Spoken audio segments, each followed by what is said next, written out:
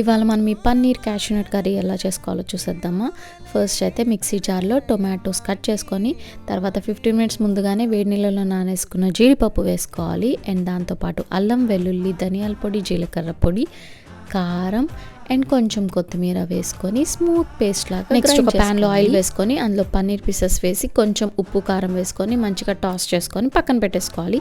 Same అదే ప్యాన్లో జీడిపప్పు కూడా వేసుకొని అవి కూడా కాసేపు వేయించేసుకొని పక్కన పెట్టేసుకోవాలి.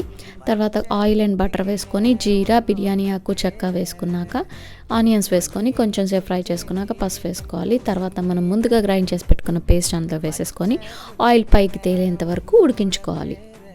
నెక్స్ట్ ఇందులో మనం ముందుగానే ఫ్రై చేసి పెట్టుకున్న పన్నీర్ క్యాష్యూ నట్స్ వేసేసుకొని తగినంత సాల్ట్, గరం మసాలా, కసూరి మేతి వేసేసుకొని ఆ గ్రేవీ కన్సిస్టెన్సీ అడ్జస్ట్ చేసేసుకుంటే అంతే, paneer cashew nut curry ready అయిపోతుంది. ఇది పిల్లలకి చాలా బాగా నచ్చుతుంది. డెఫినెట్గా ట్రై చేయండి.